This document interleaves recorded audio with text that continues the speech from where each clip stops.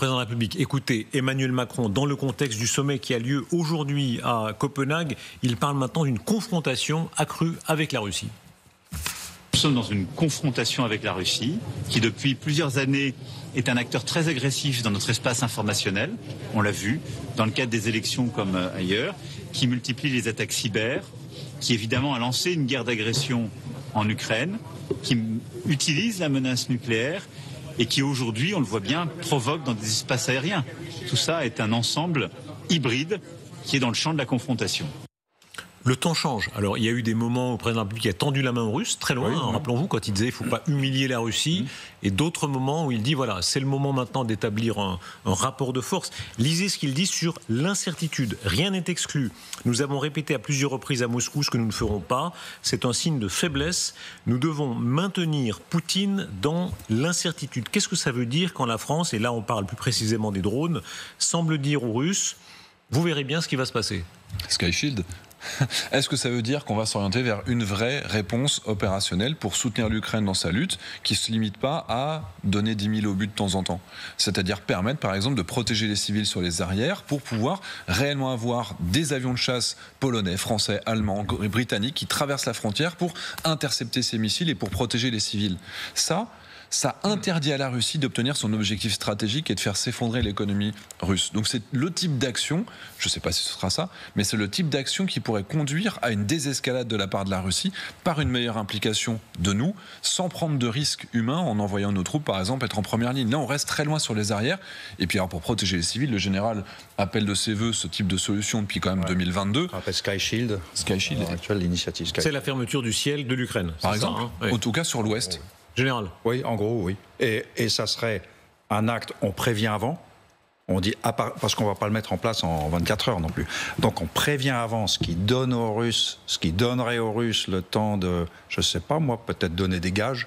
Vous voyez, dire, bon, on va peut-être arrêter de s'énerver, vous voyez. Donc et puis on met en place ça tranquillement, tranquillement, non, en tout cas à notre rythme. Et là, c'est un acte dans le ciel, dans l'espace électromagnétique ukrainien en plus. C'est un acte fort. Alors les Russes, ils vont pleurer, ils vont dire, crier à la co-belligérance, et ça y est, vous êtes en guerre et tout, ça fait partie du jeu. On les laissera crier. C'est de la com. Ah, vous dites on les laissera crier, pour l'instant, aucun pays européen n'a osé franchir le pas, aucun. Exact, je le regrette. Là, à force... Mais le ton change en Europe. Les chefs d'État et de gouvernement sont rassemblés aujourd'hui, et pas seulement l'Union européenne, c'est élargi, c'est le Conseil de l'Europe. Là, progressivement, on va finir par s'énerver, comme dirait Bernard Blier. Regardez de quelle façon la France, effectivement, est en train de changer de ton, et ça passe par la presse allemande. Et là, on touche au plus sensible, au point le plus sensible de la tension entre les deux nations. Le président Emmanuel Macron, en déplacement à Copenhague, a donné cet entretien au quotidien allemand, Frankfurter Zeitung, Allgemeine Zeitung. Je travaille à l'actualisation de notre doctrine, on parle du nucléaire. Et je souhaite poursuivre l'approfondissement de notre dialogue stratégique avec les Européens qui le souhaitent. Il existe de toute façon une dimension européenne depuis 1962. Ça, c'est la tradition. Général de Gaulle, on a toujours dit ça. Enfin, quand même, depuis 2026, je prononcerai un discours sur la doctrine nucléaire. On imagine évidemment qu'à Moscou, on suit ça de très près. Qu'est-ce qu'il peut faire de plus? Il a déjà dit, il y a une dimension européenne. On sait que les Polonais sont intéressés par des armes nucléaires françaises sur leur sol, notamment. Qu'est-ce que la France peut faire de plus? Pour l'instant, le débat du nucléaire... il ne faut pas qu'on tombe dans le piège des Russes avec l'agitation et n'importe quoi. Il ne faut pas qu'on se la joue Medvedev, si vous voulez. Donc, pour l'instant, il y a une acculturation de nos plus proches alliés, polonais et allemands en particulier. Il faut qu'ils comprennent toutes les implications. Donc, le nucléaire, ça s'inscrit dans un gros ensemble. Et nos amis européens, comme ils ont toujours sous-traité ça aux Américains, ils ont toujours considéré que le grand frère s'occupait de tout, eh ben, c'est un langage à apprendre. La dialectique nucléaire, comme on dit, et Bruno Tertrais en parle très facilement sur votre plateau, et à juste titre. Entre nous, on a une forme d'éducation à faire. Et en attendant, il faudra éviter que des gens qui ne connaissent pas racontent n'importe quoi, y compris nos meilleurs amis polonais ou allemands. Tout ça a un sens quand même. Si la France dit, parce que si c'est simplement pour rappeler qu'il y a une dimension européenne, oui, on comprend bien qu'il y a une dimension européenne, ça veut dire que les intérêts vitaux de la France commencent pas nécessairement pile à la frontière. Ça, ok, mais si on veut bouger, il faut quand même donner un signe, ce sera quelque chose. Non, mais alors après, déjà, il ne faut pas oublier que la Russie a fait évoluer sa propre doctrine nucléaire, en impliquant par exemple que même sans être attaqué avec une bombe atomique, ils pourraient quand même l'utiliser. Donc ça, forcément, nous, on n'a pas sauté au plafond quand ils ont fait ces évolutions qui étaient quand même très agressives. Donc de notre côté, il est normal que quand on dit on va faire évoluer la doctrine, eux, ils réagissent exactement de la même manière que nous, c'est-à-dire ils constatent qu'on va évoluer et ce ne sera pas une doctrine agressive. On ne va pas dire qu'on va les attaquer comme eux l'ont fait. Est-ce que le simple fait de le mentionner est déjà une forme, disons, d'intimidation, d'avertissement supplémentaire? Le sujet, normalement, est tellement... Très longtemps, les chefs d'État le prononçaient assez peu. Mais bon, alors vous connaissez mon point de vue, en tout cas sur le sujet, je pense que nous aurions tout intérêt, et nos voisins aussi, intérêt à remplacer les Américains dans leur rôle de parapluie nucléaire en Europe. Les Américains qui fournissent des bombes atomiques pour l'Italie, l'Allemagne, la Belgique et les Pays-Bas, la France pourrait les remplacer. Prenons la carte pour bien comprendre l'état actuel. Effectivement, sur le territoire de l'Italie, de la Belgique, de la Turquie, du Royaume-Uni, ce sont des bombes nucléaires américaines qui sont là, disposées. Général Yakovlev, expliquez-nous là le statut exact de ces bombes. C'est-à-dire d'abord, si un jour il y avait une guerre nucléaire, qui décide vraiment de les employer ? Fondamentalement, les Américains. Les Américains doivent donner leur accord pour l'emploi de leurs armes, ce qui n'est pas choquant après tout. Donc c'est fondamentalement les Américains. Et c'est sans doute le cas pour les Anglais aussi, quoi qu'ils en disent. Donc à quoi ça sert? Question très naïve, à quoi ça sert? Puisque, en réalité, si c'est le cas, à quoi ça sert pour les Américains et pour les Allemands qu'il y ait des bombes américaines sur le sol allemand? Alors, ça remonte à longtemps, du temps de la guerre froide. C'était pour éviter ce qu'on appelait le découplage nucléaire, le découplage de l'Europe. Donc c'était pour qu'il y ait des armes nucléaires américaines sur le sol européen, de telle sorte qu'une réaction à une attaque nucléaire ne soit pas de la part de l'Amérique, obligatoirement une réaction de ce qu'on appelle le grand système stratégique, les missiles en Amérique. Donc c'était pour rester en dessous de l'hiver nucléaire, si vous voulez, de l'échange massif, et surtout pour s'opposer aux armes de théâtre que les Russes avaient. Il y a eu ensuite le débat des SS-20 et des euromissiles, SS-20 et Pershing, qui a mené à un traité qui est maintenant caduc. Donc, dans ce contexte-là, où il n'y a plus de traité, il n'y a plus de limitation, il y a juste SALT qui serait prolongé d'1 an, mais ça c'est pour les grands systèmes stratégiques, de limitation du nombre de têtes. Donc à l'heure actuelle, ça permet à l'Alliance de dire qu'elle est nucléaire et pas seulement les Américains. Mais c'est plus de la rhétorique que de la réalité opérationnelle. Est-ce qu'il y a un risque? Quand on entend beaucoup de spécialistes vous disent oui, il faut avouer qu'il y a un risque. Si on a une ambition nucléaire, ça veut dire aussi que si on défend Varsovie ou Vilnius, on risque d'avoir un contre-coup sur Lyon ou Toulouse. Mais le problème aussi, c'est que les Russes ont eux-mêmes escaladé en remettant des armes nucléaires en Biélorussie, ce qui était interdit. Donc de la même manière que normalement ils devaient rester sur le territoire russe et des pays comme la Biélorussie et l'Ukraine ont été dénucléarisés, et bien s'ils violent les traités qu'on a participé à mettre en place, nous pouvons aussi de la même manière rétablir une forme de parité. Et justement c'est ça l'intérêt. Si les Polonais ont nos armes nucléaires et ont le droit de les utiliser pour se défendre, eh bien, ce seront les Polonais qui seront visés, et donc les Russes auront la certitude qu'ils auront une réponse si eux ils attaquaient. Vous n'avez pas tout à fait répondu sur la prise de risque, c'est-à-dire tout le monde convient évidemment que si des troupes, par exemple, arrivaient en Allemagne aux portes de la France, on s'approche des intérêts vitaux de la France, mais les adversaires de tout ça vous disent non, c'est pas normal de considérer que pour sauver Vilnius, il y a des moyens de se battre pour les Baltes, mais pour sauver Vilnius, nucléairement, on prend le risque que Toulouse soit dévastée, que Lyon soit détruite. Oui, mais là c'est parce qu'on raisonne. Je propose de raisonner dans l'autre sens. Jusqu'à présent, la Russie bénéficie de ce qu'on appelle la sanctuarisation agressive, c'est-à-dire qu'elle limite nos actions parce qu'il y a l'ombre du nucléaire. Si nous, on fait une action contre Kaliningrad, une action conventionnelle, admettons que Vilnius est envahi par les Russes et que nous, on piétine la moitié de Kaliningrad, ou on bombarde Kaliningrad conventionnellement. Est-ce que les Russes passeront au nucléaire ? C'est là où on se dit, nous on a nos missiles à nous, chiche de passer au nucléaire pour défendre Kaliningrad. Donc il faut qu'on leur pose la question à eux. Tout le sens de la dissuasion nucléaire, c'est de créer l'incertitude dans le camp d'en face. Donc on doit admettre, c'est ça la prise de risque, on doit admettre des cas extrêmes avec un signalement ouvert ou discret. Mais par exemple, notre solution, si vous prenez Narva et que vous menacez Tallinn, c'est que la moitié de Kaliningrad, on libère. Voilà. Et nous aussi, on est à l'ombre du nucléaire. J'aime bien le langage du général Yakovlev, on le comprend. Quand il dit chiche, c'est comme ce général américain, c'était Macauliffe qui avait répondu aux Allemands qui... Ouais, nuts, des noix. Ouais. Voilà, c'est le langage de Yakovlev. Mais en l'occurrence, quand je dis que les Polonais pourraient utiliser notre arme nucléaire, c'est justement que ça évite de se poser la question si on sacrifie Lyon. C'est les Polonais, les connaissants, ayant les Russes en première ligne, sachant que eux, pour se défendre, ils utiliseraient la bombe atomique qu'on mettrait éventuellement à leur disposition. Il n'y a pas besoin de bombarder Paris. Il n'y a pas de risque sur nous. Donc il y a une probabilité d'usage en cas d'agression russe qui est plus élevée. Donc il y a une plus faible potentialité que la Russie passe à l'acte d'attaque. La mesure du danger, on est frappé quand même de ce que... On a un changement, disons-le, il faut le dire, même si peut-être que ça dessert un peu les intérêts européens, mais on le voit, on ne peut pas se cacher de le voir. Le langage a changé. On nous disait... N'ayez pas peur, c'est du bluff, n'ayez pas peur des Russes. Rutte, le secrétaire général de l'OTAN, qui va jusqu'à dire les derniers missiles russes voleront à une vitesse 5 fois supérieure à celle du son.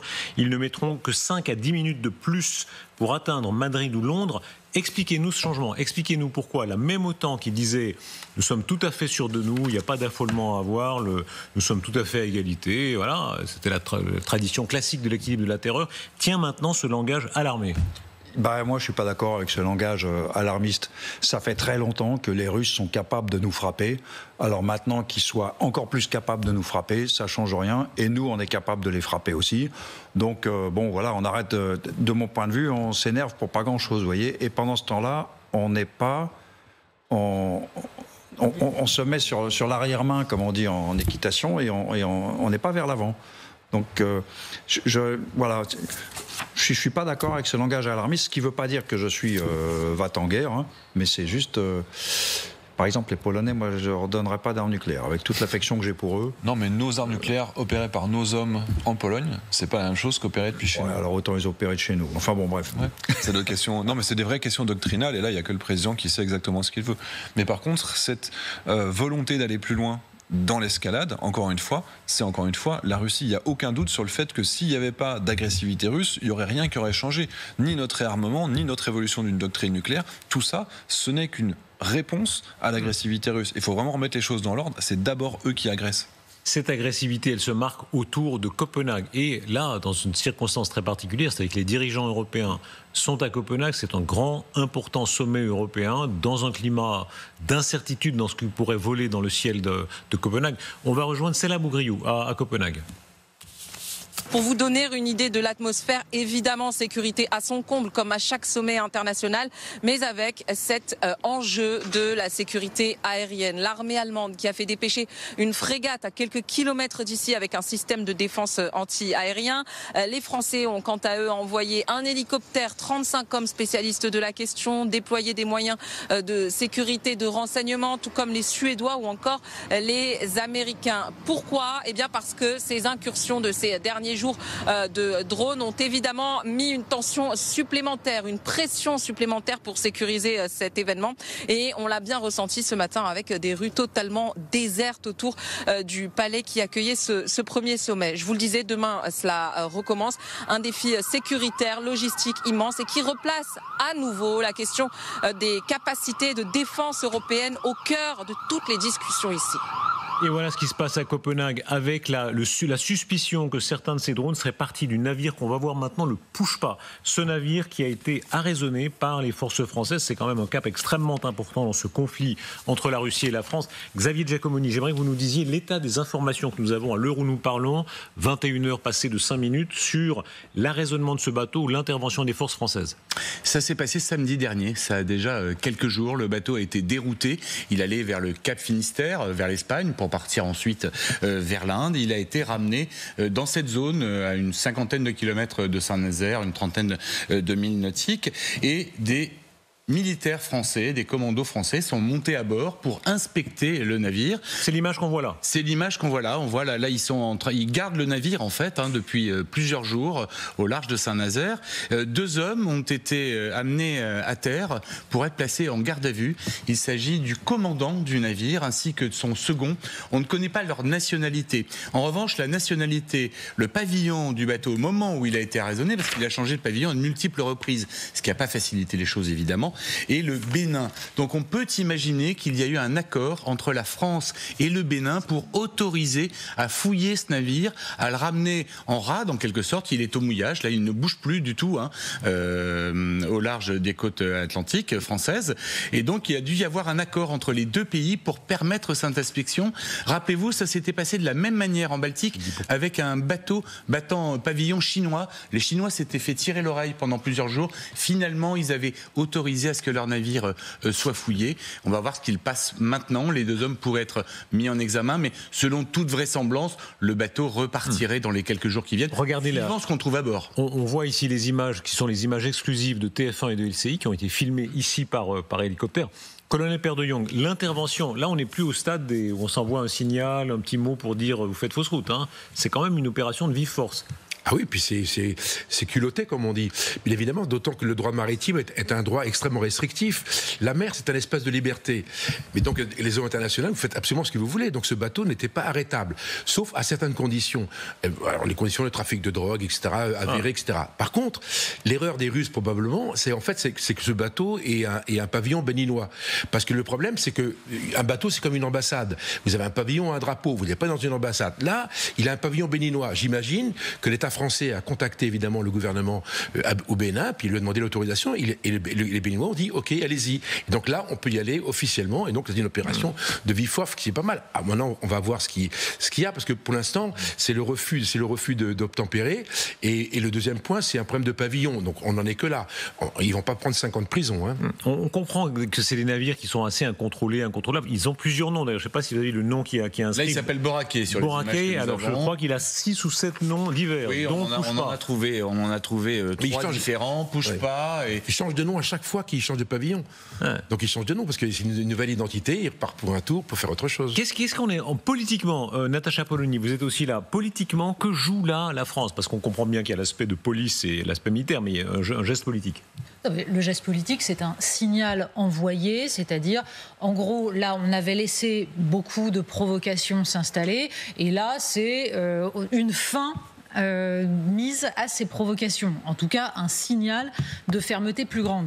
Toute la difficulté, c'est que ça touche cette flotte fantôme dont on sait très bien qu'elle est extrêmement variée, nombreuse, qu'elle bat des pavillons différents, et surtout la difficulté, c'est, parce qu'il faut avoir ça en tête, c'est que quand Donald Trump a annoncé cet été qu'il voulait mettre en place des sanctions secondaires justement pour stopper cette flotte fantôme, on a vu que l'Inde, qui est l'un des principaux acheteurs de pétrole russe, a immédiatement, non pas obtempéré, mais au contraire annoncé qu'elle allait acheter encore plus de pétrole russe.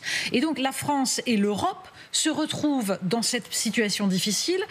Donald Trump veut que nous suivions ces sanctions secondaires et que nous arrêtions évidemment de laisser faire cette flotte fantôme, sauf que nous avons par exemple, c'est un simple exemple, 80% de nos médicaments dont les principes actifs viennent d'Inde et de Chine. Donc en fait, la France là envoie un signal de fermeté. Le problème, c'est que tant que nous serons dépendants sur énormément de domaines industriels, cette fermeté ne pourra pas aller très loin. Écoutez le président de la République qui parle de l'interception du navire Pouche pas, parlant en particulier des fautes extrêmement importantes qui ont été commises par l'équipage, et il donne l'ampleur. Vous parlez de ces flottes fantômes. Dit-il, on a entre 100 et 1000 bateaux qui circulent de cette manière.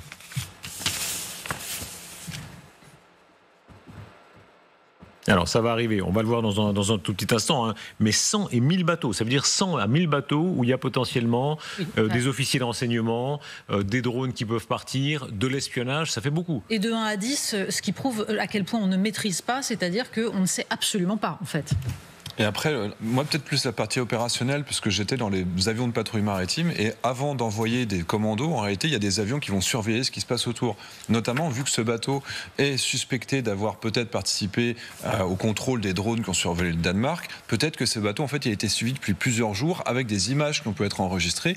Est-ce qu'ils se sont débarrassés de certaines installations? Est-ce qu'ils ont balancé à la mer, par exemple, des systèmes de communication, des catapultes desquels on peut lancer ces drones? Donc c'est aussi peut-être les éléments dont on n'a pas aujourd'hui connaissance, mais qui ont pu être enregistrés depuis plusieurs jours. Et ensuite, donc l'Atlantique 2, par exemple, l'avion de patrouille maritime, il va rester comme ça à 30-40 km, c'est-à-dire très loin, hors de portée visuelle des équipages. Le navire ne le voit pas, oui. Et eux, ils ne le savent pas. Et en fait, nous, par exemple, je me souviens, on avait fait plusieurs opérations dans lesquelles on avait attrapé des tonnes de cocaïne, et pendant des heures et des heures, on avait surveillé qu'il n'y avait personne armé à bord. Et ensuite, il y a le commando, les hélicoptères qui étaient arrivés. Là, en l'occurrence, ici, je pense qu'il n'y avait pas de risque parce qu'on savait très bien qu'ils n'étaient pas armés. Il y a certainement eu des échanges, des contrôles avec les personnels qui étaient à bord pour leur dire « bougez pas, on arrive » pour que ça se passe quand même dans de bonnes conditions. On va se rendre à Copenhague pour comprendre l'autre théâtre d'affrontement. Et on reviendra dans quelques instants quand on a d'autres informations qui nous arrivent sur le push-pas, mais aussi sur cette attaque russe à Tchernobyl qui fait que là où se trouvait la centrale nucléaire, qui aujourd'hui est sous contrôle, mais enfin, c'est évidemment une information qui fait lever l'oreille, l'électricité a été coupée. On a d'autres informations qui nous arriveront dans quelques instants. Regardez ce qui se passe autour de Copenhague, notamment les Fennecs, c'est l'hélicoptère français qui est envoyé pour intercepter cette fois les drones qui pourraient mettre en danger les dirigeants européens qui se rendent sur place. Un mot d'explication là-dessus, Xavier Titelman. Alors, d'une manière générale, aujourd'hui, on a bien vu qu'on est relativement nu face à ces drones, les petits drones de petite taille, donc la possibilité d'un hélicoptère, c'est ce qu'on a fait avec un Panther de la Marine nationale avec les drones outils, c'est d'aller à côté et c'est de tirer dessus. C'est la méthode la plus low cost qu'on a. Un hélicoptère, ça coûte pas cher et ça évite d'utiliser des drones et des missiles qui vont coûter 600 000 jusqu'à 1,2 million. Donc, l'hélicoptère, c'est la méthode low cost. L'avion de chasse au tir-canon, que les Ukrainiens utilisent très majoritairement, c'est la méthode low cost. Et donc, évidemment, on déploie les seuls équipements qu'on ait, à défaut d'avoir le vrai low cost, c'est-à-dire des drones intercepteurs de drones qui coûtent entre 2500 et 5000 euros selon les modèles. Ça, c'est le moins qu'on sache faire, mais qui soit efficace quand même. Et après, il y a tout l'écosystème de détection, des petits radars, parce qu'encore une fois, là aussi, le vrai low cost et le plus efficace, c'est des capteurs acoustiques, et là, il n'y a que les Ukrainiens qui les ont. Indéniablement, enfin, au-delà de l'aspect purement militaire, où on voit cette espèce de rassemblement, mais c'est le briquet de broc. Il faut quand même réaliser que chaque pays ramène son Fennec, chaque pays amène son bateau, enfin, c'est quand même du briquet de broc. Donc ça, c'est le premier point. Donc malheureusement, c'est la révélation, je dirais, militaire de notre division. Par contre, politiquement, c'est très intéressant, parce qu'en fait, l'Europe comprend enfin qu'il se passe quelque chose. Et donc, en fait, on n'est pas très bien équipé, comme vient de le dire Xavier à l'instant, c'est un fait, mais on y réfléchit.